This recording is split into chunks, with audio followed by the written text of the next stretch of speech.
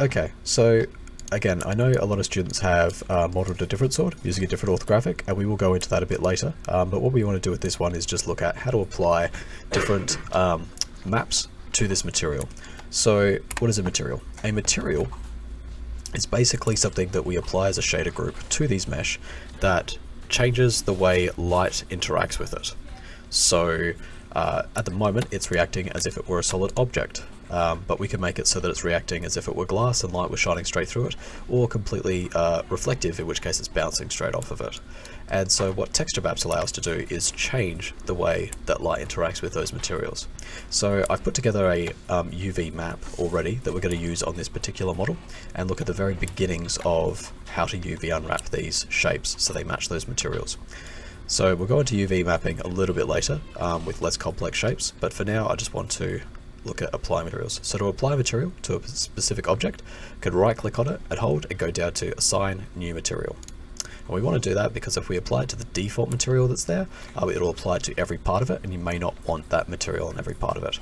We're going to go select Fong E, and we have a few different sort of things here, but at the very end of this attributes section, there should now be a Fong E. You can also get to that map by holding here and going down to material attributes. So as you can see, we've got a few different colors. We can change the color here by clicking on the swatch and just applying a color, or we can put in sort of a gradient of color if we wanted to as well. But what we're going to be doing is looking at how we can import an image in there. But I'll just look at a few of these other ones that we're going to be looking at. So transparency, as well as I said before, turns it to glass. Incandescence is where we're going to put our emission map, because that allows things to glow. Bump mapping is more about putting on that sort of detail texture, and roughness map changes how rough or smooth our surface looks. So as I said before, we're going to just apply the provided texture files to this, and then look at a few things about UV unwrapping. So I'm going to click here on color, and we want to select file. Then when we open up this file here, in your source images there should be one called sword albedo, and I'm just going to select that one there, and then I have to click here on this circle here to activate textures, and as we can see, it's all a little bit jumbled up. And the reason for that is because when we actually look at this on the UV editor here, you'll see that this shape is still reading itself as a cylinder, and that doesn't actually light up with a sword. So inside of this UV editor, to move around it, you can roll the mouse wheel up, hold down the Alt key and left click to pan left and right, and just do that. You can select things by clicking on them as well, but if we right click and hold, it brings up the same menu as what we have in the 3D viewport: edge, face and vertex, with the addition of UV shell and UV. So if we click UV shell, we can actually click on these individual parts here, and as I move that shell around, you can see that the texture in the 3D object is changing. So you can see that inscription is slowly sort of coming into position there.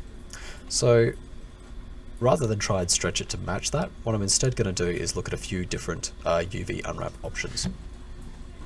So when we talk about UV unwrapping, we basically want to say this is no longer a cylinder. We want to treat it as if it's a different shape. In particular, this sort of shape that we've cast here. So when we look at it from the top y-axis here, we can see that it's a pretty good idea of this shape, and that's all we're going to be looking at, is just the planar UV unwrap tool. What planar does is it sort of takes it from either the top view here, what we see here on the y-axis, the front view or z-axis, or side view, x-axis. Now because most of the shape is visible from the y-axis, that's the one we're going to pick. So we're going to select the shape, go UV, click here on the square next to planar, and go y-axis. And we're going to keep image width and height ratio, and insert projection before deformers, and then we're going to go apply. And what we're going to now see on our UV shell, UV editor, sorry, is what should be that shape, but unfortunately has not worked well because best plane is selected and we need bounding box. So now if we go there, now we'll see we've got this shape, which is a lot closer to what we actually want there.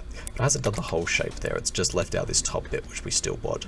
So I'm going to actually select the object again, go planar again, and there it is now. That's a lot easier. So now we can reshape this to match up with our UV map. So as you can see, even though as a whole shape, there's going to be a bit of overlap here. So what I'm going to do is now right click and go to UV. What UV does is allows us to select the individual vertices without affecting the rest of the mesh. So I could box select by left clicking and dragging across here, and then dragging across like so, and then dragging this across like so, until I've got something that is a little bit closer to the shape I've got here.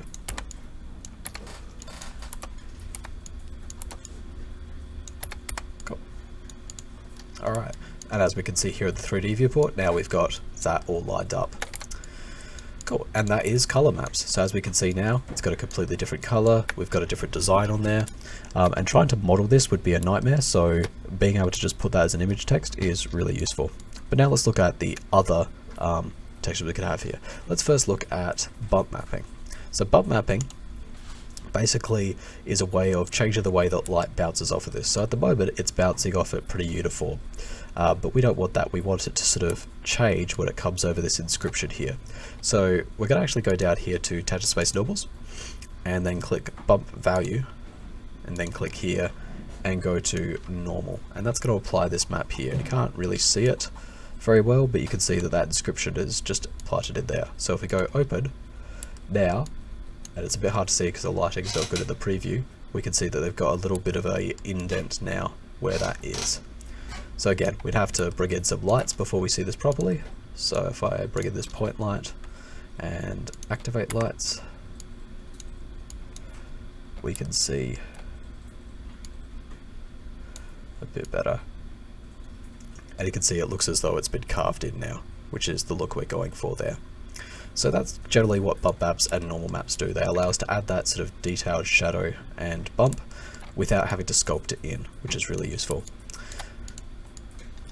The next texture I want to look at is the emission one, or incandescence. So if I just apply an incandescence, that just makes the whole thing glow, which we don't want. We just want the inscription to glow. So to do that, I'm going to click here on the little checker box, open that up, go File, and we're going to select the emission map here. And now you'll see it only applies that to the part of the inscription there of the sword. And the last map I want to look at is the roughness map here. So if we click here on this one and then click File, and then open that up, we then just go to roughness here. And again, a little bit hard to see without sort of proper lighting on it, but as you can see from this angle here, you can see now there's sort of a bit more roughness to that texture, so it's not quite as clean. It's sort of got this sort of other texture on there that affects the way the light bounces off of it. So those are the only sort of three I wanted to look at there. Sorry, 4 maps I wanted to look at there. Later we'll look at a little bit more of how to UV unwrap the rest of this, though you could use planar for most of this. We will have to use a different one called cylinder projection on this one.